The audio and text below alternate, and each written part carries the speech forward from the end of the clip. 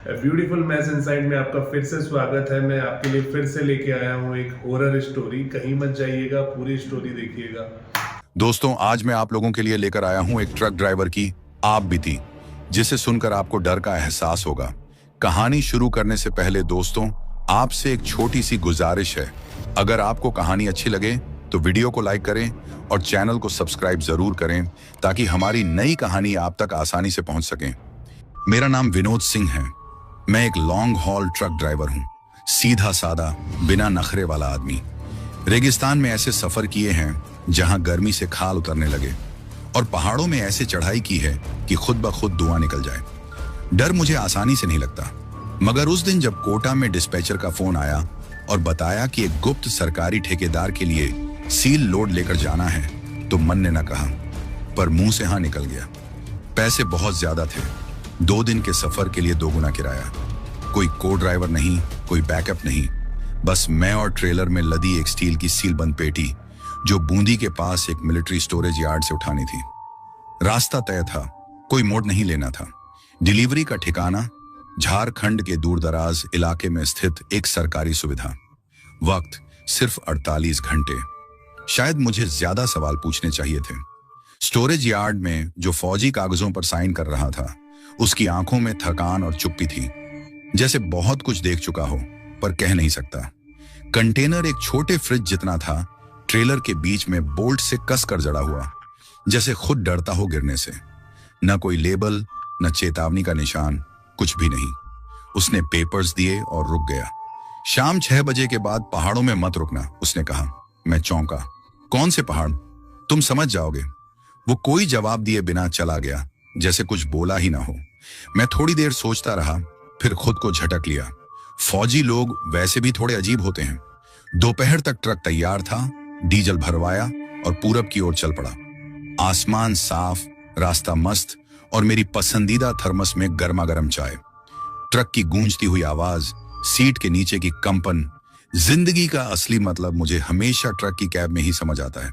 भिलवाड़ा के पास पहुंचते ही माहौल में एक अजीब सी खिंचाव थी। लोग ट्रेलर को ऐसे देख रहे थे जैसे वो कुछ अनहोनी हो। जिज्ञासा नहीं, डर था उनकी नजरों में। एक ढाबे वाला तो मुझे इमारत के पास ट्रक लगाने नहीं दे रहा था। बुरा मत मानना भैया, वो बोला, पर जो चीज तुम ले जा रहे हो उसमें कुछ गड़बड़ है। मैं हंस पड़ा, खुद ही चाय बनाई और फिर आगे बढ़ गया। शाम ढलते ढलते मैं एक मोड़ पर रुका, जहां अरावली की पहाड़ियां घने जंगलों में बदलने लगती हैं। मैप देखा, काली खोपड़ी घाट का शॉर्टकट मुझे 4 घंटे बचा सकता था। वो रास्ता पुराना और खतरनाक माना जाता था। कहते हैं वहां दिमाग गड़बड़ा जाता है। ट्रक बार बार एक ही मोड़ पर लौट आते हैं, ड्राइवर गायब हो जाते हैं, इंजन खुद ब खुद बंद हो जाते हैं। मैंने भी कहानियां सुनी थी, पर कभी यकीन नहीं किया। एक बीड़ी सुलगाई, बोनट पर बैठकर मैप दोबारा देखा। मुख्य सड़क लंबी थी लेकिन सुरक्षित। काली खोपड़ी खतरनाक लेकिन तेज। और मेरे पास वक्त कम था। सूरज ढल चुका था, आसमान बैंगनी नीले रंग में बदल गया था। मैंने फैसला कर लिया। बीड़ी बुझाई, ट्रक में चढ़ा और इंजन स्टार्ट किया। ट्रक की गूंजती आवाज जैसे कोई बूढ़ा जानवर जाग रहा हो। और तभी रेडियो, जो अब तक बंद था, अचानक फुसफुसाया, चालू रखो विनोद। मैं चौंक गया। इंजन चालू था, हाँ, पर रेडियो तो मैंने सुबह से छुआ तक नहीं था। फिर भी उसने मेरा नाम उसी लहजे में पुकारा जैसे कोई बगल में बैठा हो। मैंने रेडियो की तरफ हाथ बढ़ाया और दोबारा बंद कर दिया। फिर सन्नाटा, बस इंजन की गूंज और हवा की सरसराहट। शायद मैं थका हुआ था, शायद मुझे वहम हुआ। लंबी ड्राइव में ऐसा हो जाता है, वक्त और आवाजें दोनों गड़बड़ा जाती हैं। फिर भी अगले 1 घंटे तक मेरी नजर बार बार रेडियो की तरफ जाती रही। शाम ढलते ढलते मैं एक छोटे से गांव महूगढ़ के पास एक ढाबे पर रुका। टीन की छत वाला सादा सा ढाबा। सामने 2 ट्रैक्टर और एक बस चाय का इंतजार कर रहे थे। सूरज पहाड़ियों के पीछे छिप चुका था और सड़कों पर छाया ऐसे गहराने लगी जैसे किसी ने पुराने कागज पर स्याही बिखेर दी हो। मैंने ट्रक थोड़ा दूर खड़ा किया, नीचे उतरा, कमर सीधी की और ढाबे की तरफ बढ़ा। ढाबे का मालिक, दुबला पतला आदमी, बनियान और गमछा पहने, मेरे ट्रेलर में लगे सील बंद कंटेनर को देखकर ठिठक गया। सिर्फ वही नहीं, बस ड्राइवर ने भी चाय का घूंट वहीं रोक दिया। एक लड़का जो स्टील के जग में पानी भर रहा था, वह भी आंखें फाड़कर घूरने लगा। इसमें क्या है? ढाबे वाले ने पूछा। पता नहीं, मैंने सिगरेट सुलगाते हुए जवाब दिया। आर्मी का माल है, सील बंद। वो चिंतित नजरों से देखने लगा। और तू इसे काली खोपड़ी घाट से ले जाएगा, वो भी आज रात? मैंने कंधे उचका दिए। हाँ, क्यों नहीं, शॉर्टकट है। बगल में बैठे सफेद कुर्ते वाले बुजुर्ग थोड़ा आगे झुके। काली खोपड़ी सूरज ढलने के बाद शॉर्टकट नहीं रहती बेटा।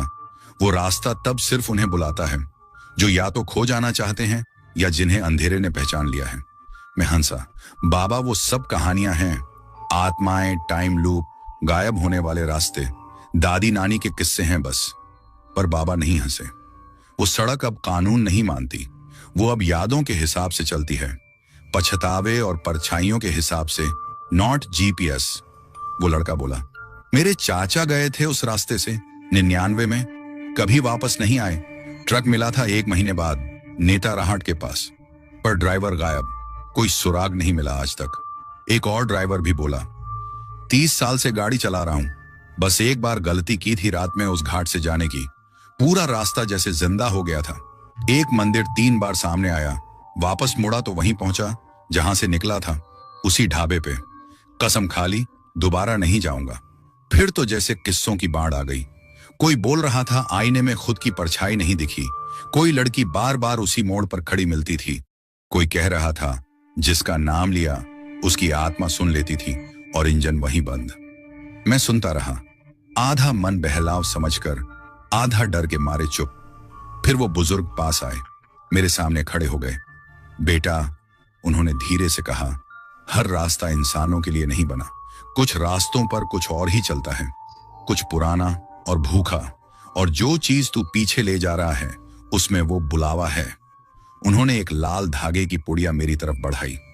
इसको शीशे पर बांध देना, कम से कम ये तो समझेगा कि तू अंधा नहीं जा रहा। मैंने ले लिया, शायद शिष्टाचार में, या शायद उनके बिना पलक झपकाए घूरते हुए बोलने की वजह से। 1 घंटे बाद मैं ट्रक में बैठा। ढाबे की लाइटें झिलमिलाईं, जैसे कुछ कहना चाहती हूं। मैंने शीशे में देखा, वो सब अब भी देख रहे थे। मैंने लाल धागा बांध दिया एहतियात के तौर पर, फिर ट्रक को मोड़ दिया काली खोपड़ी घाट की ओर। पीछे गांव की आखिरी बत्ती धीरे धीरे बुझ गई। अब सामने सिर्फ जंगल था और धुंध। 10 मिनट के अंदर पेड़ ऐसे करीब आ गए जैसे चुपचाप पहरा दे रहे हों। काली खोपड़ी घाट कोई आम रास्ता नहीं था, न रिफ्लेक्टर, न माइलस्टोन, न नेटवर्क। सड़क ऐसे मुड़ती जैसे किसी ने इसे यूं ही फेंक दिया हो जंगल के बीच। तीखे मोड़, अचानक गड्ढे, ट्रक बार बार उछलता जैसे खुद को पीछे खींच रहा हो। हवा भारी हो गई थी, नम। हर कुछ मीटर पर जंगल सड़क पर फैल गया था, जड़ें, टहनियां, सूखे पत्ते। हेडलाइट भी उस धुंध को नहीं चीर पा रही थी जो दोनों ओर से रेंगती चली आ रही थी। मैंने नजरें सड़क पर टिका दी, दोनों हाथ स्टीयरिंग पर मजबूती से जमाए। रेडियो खामोश था, न संगीत न शोर, बस कभी कभी पीछे के कंटेनर से आती धीमी सी धप आवाज, जैसे कुछ हिला हो अंदर। खुद को समझाया सिर्फ सड़क की कंपन है।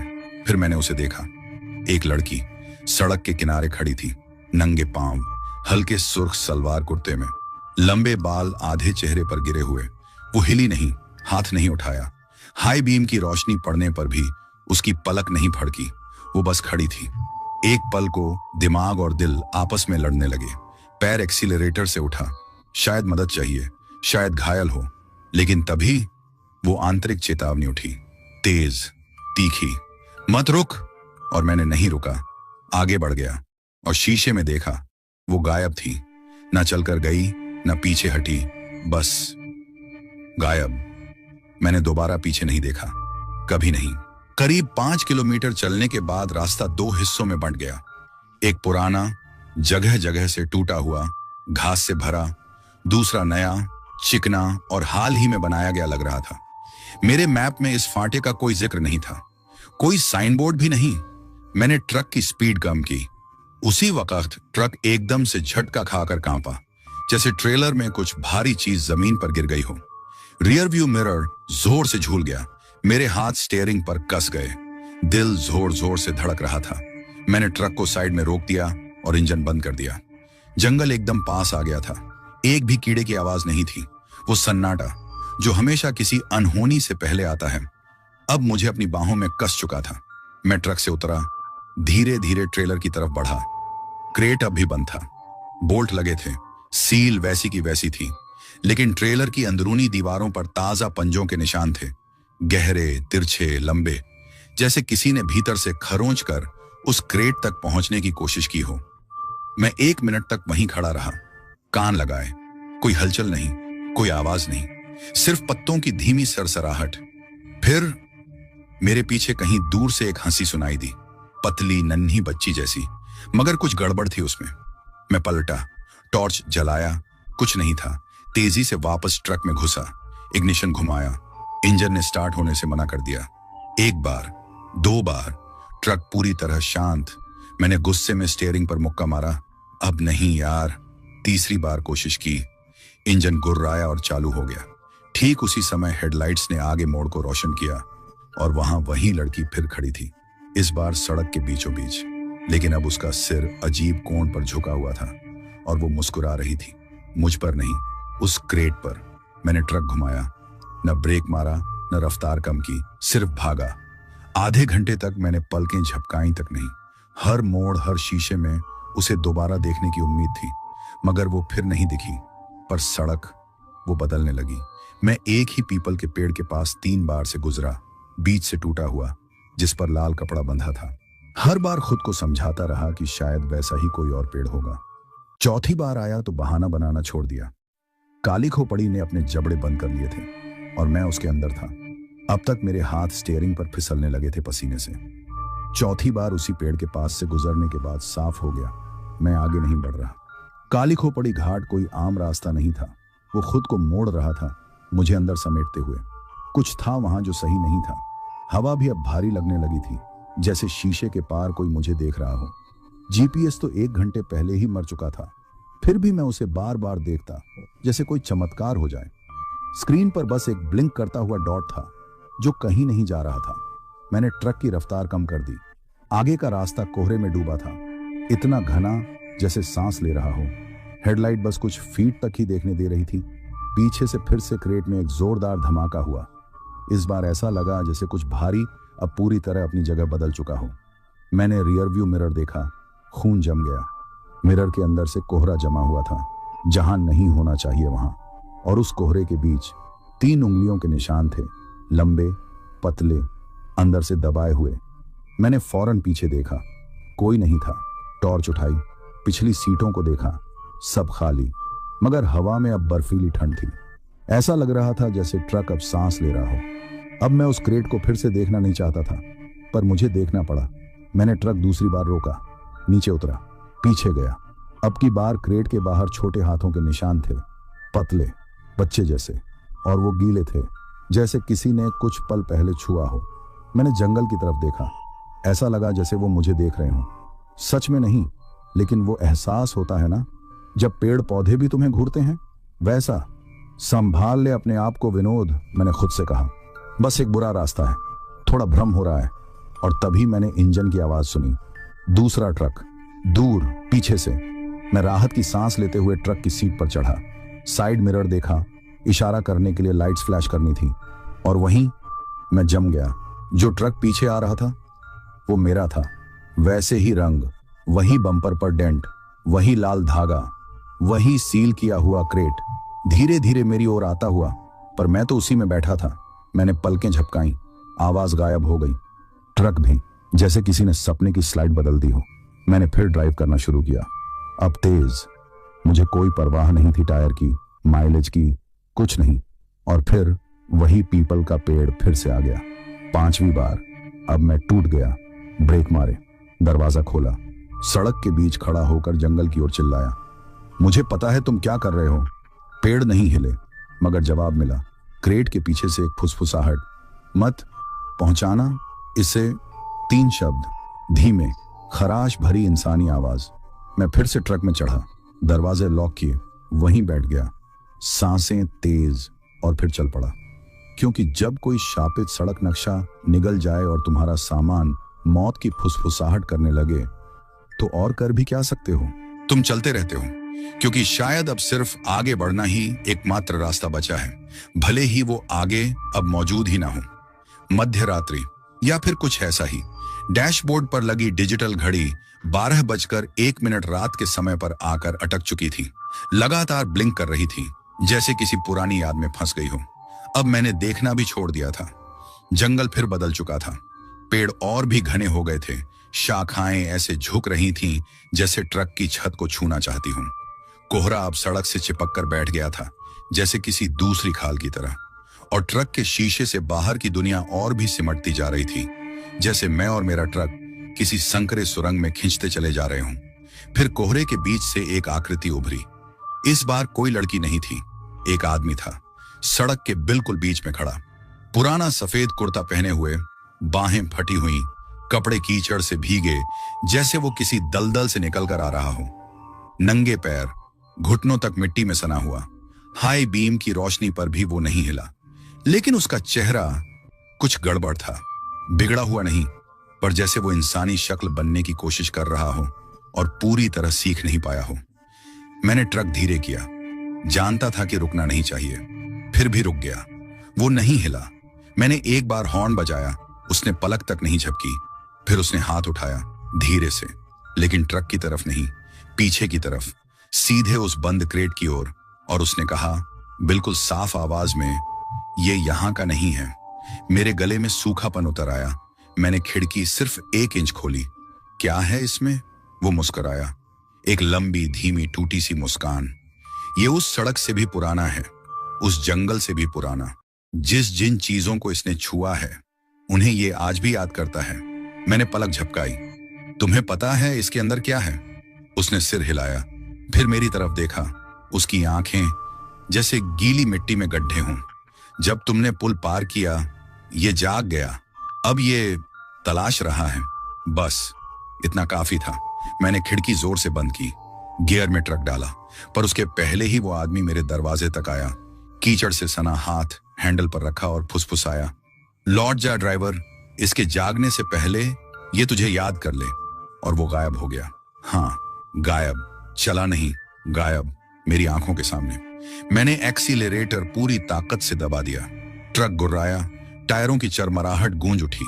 मैंने पीछे मुड़कर नहीं देखा, देखना नहीं चाहता था। लेकिन एक और चीज मेरी नजर में आ गई। साइड मिरर पर बंधा लाल धागा धीरे धीरे खुल रहा था, जैसे कोई उसे बाल की तरह उधेड़ रहा हो, एक एक रेशा निकालता जा रहा हो। और रियर व्यू मिरर, फिर से उसमें कोहरा भर चुका था। लेकिन इस बार कोई उंगलियों के निशान नहीं थे।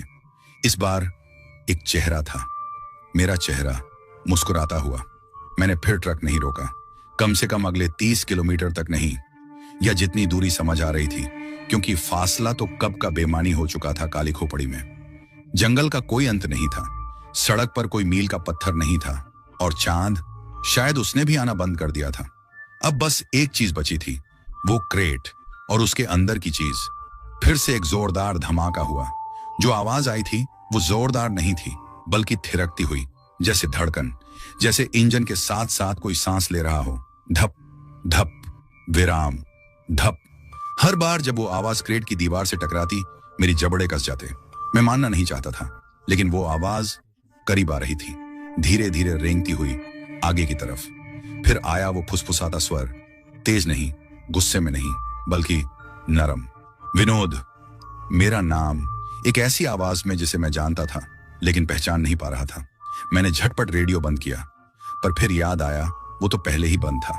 कौन है? मैंने बुदबुदाया, स्टीयरिंग और कसकर पकड़ते हुए। कोई जवाब नहीं आया, बस एक हंसी, धीमी सांसों से भरी हुई, जैसे कोई बच्चा अंधेरे में छिपा हो, चाहता हो कि उसे ढूंढा जाए, लेकिन उसके अपने नियमों पर। मैंने रियर व्यू मिरर में फिर से क्रेट की तरफ देखा। अब भी बंद, अब भी सील, लेकिन उसके चारों ओर कुछ लहराता हुआ सा था, जैसे गर्मी की लपटें हों या कोई याद। फिर ट्रक कांप उठा, एक जोरदार झटका लगा, जैसे अंदर से किसी चीज ने ट्रेलर की छत पर पूरी ताकत से हमला किया हो। मैंने ब्रेक पूरी ताकत से दबाया, टायरों की चीख, इंजन की खांसी, और फिर खामोशी, बहुत ज्यादा खामोशी। जंगल तक ने सांस रोक ली थी। मैंने टॉर्च उठाई, बाहर निकला, पीछे की तरफ गया। ट्रेलर की धातु की दीवारें छूने पर झुलसा देने जितनी गर्म थीं, सिर्फ गर्म नहीं, जलती हुई। क्रेट के निचले हिस्से से भाप सी निकल रही थी। बोल्ट अब भी सही सलामत थे, लेकिन फ्रेम के चारों तरफ जलने के निशान थे और उस स्याह धुएं से सने पैनल पर किसी ने खुरच कर कुछ लिखा था। 4 शब्द, आई रिमेंबर योर सिंस। मुझे तुम्हारे पाप याद हैं। मैं लड़खड़ाया, सांस गले में अटक गई। तू है कौन साले? मैंने अंधेरे में चिल्लाया। क्रेट से एक गुर्राहट सी आई। स्टील की चादरें कराहने लगीं, जैसे अंदर से कुछ फटने को हो, पर कोई जवाब नहीं आया। फिर वही फुसफुसाहट, लेकिन इस बार क्रेट से नहीं, सीधे मेरी पीठ के पीछे से। मुझे पता है सुंदरगढ़ में तूने क्या किया था। मैं झटके से घूम गया। खाली सड़क, कोई नहीं था। लेकिन सुंदरगढ़ वाली बात मैंने कभी किसी को नहीं बताई थी। ना उस लड़की के बारे में जो हाईवे पर आई थी, ना उस हिट एंड रन के बारे में, ना इस बारे में कि कैसे मैंने बस भाग जाना बेहतर समझा, क्योंकि एक गरीब ड्राइवर की बात पुलिस सुनती ही नहीं। किसी को नहीं बताया था आज तक। मैं कांपते हाथों से फिर ट्रक में चढ़ा। हर दरवाजा लॉक किया, इंजन स्टार्ट किया। इंजन दहाड़ा, जैसे उसे फिर जिंदा किया गया हो और वो नाखुश हो। मैंने पीछे नहीं देखा, बस चलता गया। लेकिन अब मुझे सच पता था, वो क्रेट सिर्फ किसी चीज को नहीं, किसी शख्स को ढो रहा था, और वो अब मुझे याद कर रहा था। सड़क फिर से मुड़ी, अब नीचे की ओर, जैसे मैं जमीन के पेट में उतर रहा था। और वो धुंध अब धुंध नहीं रह गई थी। वो बहुत सोच समझ कर आगे बढ़ रही थी, बहुत कस कर शीशे से चिपकी हुई थी। मुझे उसकी परतों में आकृतियां दिखीं, अधूरी बाहें, हांफते हुए मुंह और फटी फटी आंखें, जैसे वो कोई ऐसा डर देख रहे हों जो जिंदा लोग कभी नहीं देखते। क्रेट फिर से चुप हो गया था, लेकिन ये चुप्पी सुकून देने वाली नहीं थी। ये चुप्पी सुनने के लिए थी, और अब मैं सब कुछ सुन सकता था। अपनी सांसें, इंजन की कराह, और उन सब के नीचे जैसे रेडियो 2 स्टेशनों के बीच फंसा हो, फुसफुसाहटें, दर्जनों आवाजें एक साथ, धीमी, घुली मिली हुई, ऐसी कहानियां सुना रही थीं जिन्हें मैं साफ साफ समझ नहीं पा रहा था, सिवाय एक शब्द के जो सब एक सुर में दोहरा रहे थे, सुंदरगढ़। मैंने स्टीयरिंग और कस लिया। उंगलियों की नसें सफेद पड़ गईं। सुंदरगढ़ 7 साल पुरानी बात थी। राउरकेला के पास एक धूल भरी सड़क, बारिश, धुंधला दृश्य, सड़क पर एक परछाई, एक शरीर जिसके लिए मैंने गाड़ी नहीं रोकी। मैंने किसी चीज और किसी शख्स को कुचल दिया था और बस निकल गया था। सालों तक खुद को यकीन दिलाता रहा कि वो बस एक आवारा कुत्ता था, लेकिन मैं जानता था, और अब वो भी जानते थे। मैंने उस राज को जमीन में दफना दिया था, लेकिन क्रेट ने नहीं। वो सब कुछ याद रखता था। मैंने रेडियो का नॉब घुमाया ताकि इन फुसफुसाहटों की आवाज दब जाए, लेकिन स्पीकर से संगीत नहीं निकला। एक लड़की की चीख निकली, तेज नहीं, डरी हुई नहीं, बल्कि गुस्से में भरी हुई।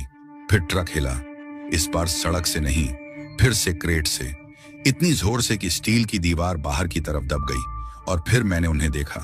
उंगलियां भूरी राख में सनी हुई, हड्डियों जैसी पतली, एक पल के लिए स्टील को चीरती हुई बाहर आई और फिर गायब, जैसे कभी थी ही नहीं। मेरा पैर एक्सेलरेटर पर ऐसे पड़ा जैसे उसकी अपनी कोई सोच हो। जंगल आंखों के सामने से धुंधला होकर निकलने लगा। हेडलाइट्स झपकने लगी। सारे रियर व्यू मिरर धुंध से ढक गए। हर आईने में कुछ और दिख रहा था। ऐसी सड़कों की झलकियां जिन पर मैं कभी नहीं चला था। हाईवे पर बिखरे हुए लाशों जैसे दृश्य। मेरा अतीत मुझे घूर रहा था, और तभी मुझे एहसास हुआ, ये सड़क, ये रात, ये रहस्यमयी चीज मुझे मारने नहीं आई थी, ये मुझे दिखाने आई थी, याद दिलाने। वो क्रेट श्रापित नहीं था, वो न्याय था, और मैं अपनी ही सजा की ओर खुद ड्राइव कर रहा था। सड़क चौड़ी होने लगी, पेड़ छंटने लगे, धुंध हटने लगी, जैसे कोई पर्दा अंतिम दृश्य से पहले धीरे धीरे हट रहा हो। और तभी मैंने उसे देखा, एक टोल बूथ, पुराना, जंग खाया हुआ। उस वीराने में पूरी तरह से बेमेल, न कोई लाइट, न कोई बैरियर, सिर्फ एक टूटी सी झोपड़ी जिसमें एक टिमटिमाता हुआ तेल का दिया एक कील से लटका हुआ था। पूरी रात मैंने कोई गाड़ी नहीं देखी थी, लेकिन वहां एक बूथ था। मैंने रफ्तार कम की, जरूरत नहीं थी, लेकिन मन ने कहा, रुको। वही तरह का डर जो तर्क से नहीं, आदिम प्रवृत्ति से आता है। एक आदमी बैठा था बूथ के अंदर, झुका हुआ, दुबला पतला, एक फटा पुराना यूनिफॉर्म पहने जैसे किसी दूसरे जमाने का हो। उसका चेहरा एक झुकी हुई टोपी की छाया में छिपा हुआ था। न उसने ऊपर देखा, न हिला। दिए की लौ एक बार कांपी और फिर उसने अपना हाथ उठाया, धीरे और बेजान तरीके से, और साइड वाली लेन की तरफ इशारा किया। मैंने खिड़की थोड़ा सा नीचे किया। यही रास्ता है बाहर निकलने का? मैंने पूछा। वो कुछ नहीं बोला, बस एक छोटी सी लकड़ी की दराज बाहर खिसका दी, जैसी पुरानी टोल बूथों में होती थी। दराज के अंदर एक पर्ची थी, न कोई फीस, न कोई रसीद, सिर्फ 3 शब्द, यादें ही कीमत हैं। मैंने पर्ची को घूरा। इसका मतलब क्या है? और फिर उसने बोला, उसकी आवाज जैसे पत्थर पर कोई खुरदरी चीज घसीट दी हो। तू पहले ही चुका है ड्राइवर, हर उस झूठ से जो तूने खुद से बोला, हर उस मोड़ से जिस पर तूने भुलाना चुना। मेरी पीठ पर पसीना ठंडा होकर बहने लगा। मैंने ब्रेक दबाया, निश्चिंत नहीं था क्या करना है। और फिर उसने ऊपर देखा, और कसम से कहता हूं उसके पास आंखें नहीं थीं, सिर्फ 2 काले गड्ढे जिनमें धुआं और लहरें मार रहा था। तू सिर्फ सामान नहीं ढोता, उसने कहा, जा, इसके पहले कि वो वसूलने आ जाए। ड्रॉर खुद ब खुद बंद हो गया। मैंने एक्सेलरेटर दबाया और साइड लेन से ट्रक बढ़ा दिया। जैसे ही मैंने टोल बूथ पार किया, एक बार पीछे देखा। आईने में बूथ गायब था, वो आदमी भी। सिर्फ एक लैंप झूल रहा था हवा में, जैसे किसी अदृश्य डोरी से टंगा हो, मंद मंद टिमटिमाता हुआ। और ट्रेलर के पीछे से एक लोरी की आवाज आई, धीमी, मासूम सी, बेसुरी। ये किसी भाषा में नहीं थी, पर जानी पहचानी लग रही थी, क्योंकि मैंने वो सुनी थी उस रात सुंदरगढ़ में, बारिश में भीगी एक छोटी सी लड़की से। वही लोरी। शुरू में लगा जैसे हवा की सरसराहट हो, पर फिर वो तेज हुई, साफ हुई। एक आवाज, उसकी आवाज, वो आवाज जो मैं कभी नहीं भूल पाया, चाहे जितनी भी कोशिश की हो। मैंने रेडियो का वॉल्यूम पूरी तरह घटा दिया, फिर भी वो धुन गूंजती रही, कैबिन के अंदर, मेरी रगों में, दिल की धड़कनों के साथ बजती हुई। मेरे हाथ फिर से कांपने लगे थे। ट्रक की दीवारें सिकुड़ती महसूस हो रही थीं, जैसे पूरा कैबिन मुझे दबोच रहा हो। और मेरा दिमाग बार बार उस रात में लौटता रहा। बारिश जोरों की थी, मैं अपनी तय रूट पर था, थका हुआ, लेकिन सब सामान्य ही लग रहा था, जब तक वो नहीं दिखी। सड़क के बीचों बीच धुंध और बारिश के पर्दे में उसकी आकृति मुश्किल से दिख रही थी। पहले तो लगा कोई जानवर होगा, पर नहीं, वो एक लड़की थी, नंगे पांव, भीगी हुई, एकटक ट्रक को देखती हुई। मैंने जोर से ब्रेक मारे, लेकिन बहुत देर हो चुकी थी, वो हिली तक नहीं। एक हल्की सी आवाज आई, जैसे ट्रक किसी चीज के ऊपर से फिसल गया हो, शायद उसी के। पर मैं रुका नहीं, हिम्मत नहीं हुई ट्रक से उतरने की। मैं बस चलता रहा, जैसे हमेशा चलता आया था। वो लड़की कुछ भी नहीं बोली। पीछे देखा था मैंने, सड़क खाली थी, पर मन में जो शक बैठ गया था वो कभी गया ही नहीं, जैसे किसी साए की तरह साथ चिपक गया हो। और अब इस वीरान जंगल में उसकी लोरी फिर सुनाई दे रही थी, जैसे अतीत की कोई गूंज। चुप हो जा ड्राइवर, अब घर चलने का वक्त है। उसकी आवाज हवा में तैरती आई और मेरी रीढ़ में सिहरन दौड़ गई। मैंने फिर आईने में देखा। इस बार कोई खड़ा था, एक परछाई, ट्रक के ठीक पीछे, हेडलाइट की आखिरी रोशनी के किनारे। वो लड़की। मैंने जोर से ब्रेक मारे। ट्रक झटका खाकर रुक गया। नहीं, ये नहीं हो सकता। मैंने स्टीयरिंग कसकर पकड़ लिया, लेकिन पीछे नहीं देखा। मेरे हाथ सुन्न हो चुके थे। सामने सड़क अनंत लग रही थी, धुंध, फुसफुसाहटें, और ये रास्ता जैसे कोई सपना बन गया हो, भयानक और अंतहीन। मेरे पास अब बस एक ही रास्ता बचा था, चलते रहना। लेकिन लोरी अब और जोर से सुनाई देने लगी थी। एक छोटी लड़की की आवाज, अब विनती करती हुई। आवाज ट्रक के पीछे से आ रही थी, क्रेट के अंदर से। मुझे लगा ट्रक हल्का सा डगमगाया है, जैसे उसके अंदर कुछ हिल गया हो। क्रेट, वो जिंदा लग रहा था, जैसे सांस ले रहा हो, जैसे मुझे देख रहा हो। प्लीज, मैंने फुसफुसाया। अभी नहीं। मैंने पैर जोर से एक्सेलरेटर पर मारा। ट्रक फिर से झटके से आगे बढ़ा, और तभी हंसी सुनाई दी। पर यह हंसी लड़की की नहीं थी, ये भारी थी, गहरी, जानी पहचानी। टोल बूथ वाला आदमी, जिसे ढो रहा है उसे भाग नहीं सकता ड्राइवर। मैंने एक्सेलरेटर और जोर से दबाया, तेज और तेज, लेकिन ट्रक धीमा होने लगा। मैंने फ्यूल गेज की तरफ देखा, खाली। कैसे? अभी कुछ घंटे पहले ही तो फुल टैंक कराया था। यह मुमकिन नहीं था। इंजन खांसा। ट्रक पूरी तरह रुक गया। मैंने उसे पार्क में डाला, तभी लड़की की आवाज फिर आई, इस बार ठीक मेरे कान में, तू भाग नहीं सकता। अब उसकी मौजूदगी ट्रक के बाहर नहीं, अंदर महसूस हो रही थी। सीट्स के बीच, क्रेट के पीछे, फर्श के नीचे। मेरा दिल पसलियों से टकराने लगा, गर्दन पर पसीना बहने लगा। मुझे बाहर निकलना था, जानना था सच क्या है। मैंने दरवाजा खोला और बाहर कदम रखा। रात की हवा इतनी भारी थी जैसे किसी गाढ़े पानी में चल रहा हूं। ट्रक सुनसान सड़क पर खड़ा था। सड़क आगे मुड़ती हुई क्षितिज की तरफ बढ़ रही थी। चारों ओर धुंध थी, न आसमान न तारे, बस कोहरा और वो लोरी। मैं ट्रक के पीछे पहुंचा। क्रेट वहीं था, चुप, जैसे मेरा इंतजार कर रहा हो। फिर अचानक उसका ढक्कन हिलने लगा, धीरे धीरे, चरचराता हुआ। कुछ था अंदर, कोई था। मैं जो आगे देखा उसके लिए तैयार नहीं था। ढक्कन और जोर से चिड़चिड़ाया, जैसे वो किसी चीज को जबरदस्ती रोके हुए हो। बहुत वक्त से मैं जड़ हो गया। एक पल को लगा जैसे समय थम गया हो। कोहरा, हवा में गूंजती लोरी, रात की धीमी सरसराहट, सब किसी अजीब सपने जैसा लग रहा था जिससे मैं जाग नहीं पा रहा था। और फिर क्रेट हिला, ढक्कन 1 इंच खुला। मैं नहीं जानता क्यों नहीं भागा। शायद डर था, या शायद कुछ और, कुछ जो कह रहा था, देखना जरूरी है, जानना जरूरी है। मेरा हाथ हवा में ठहर गया, रीढ़ में सिहरन दौड़ गई। मैंने हाथ बढ़ाया, जैसे ही मेरी उंगलियां ठंडे मेटल से छुईं, ढक्कन जोर से खुल गया। आवाज इतनी तेज थी जैसे सिर के अंदर बिजली गूंज उठी हो। ट्रक खुद कांप गया, जैसे जो कुछ बाहर आ रहा था उसका वजन सह नहीं पा रहा हो। और फिर मैंने देखा, कोई चीज नहीं, कोई लाश नहीं, बस एक साया, काला, बदलता हुआ, जैसे हवा में स्याही फैल रही हो। पहले तो वो धुंधला था, कोई आकार नहीं, बस एक परछाई। लेकिन फिर धीरे धीरे उसने रूप लेना शुरू किया।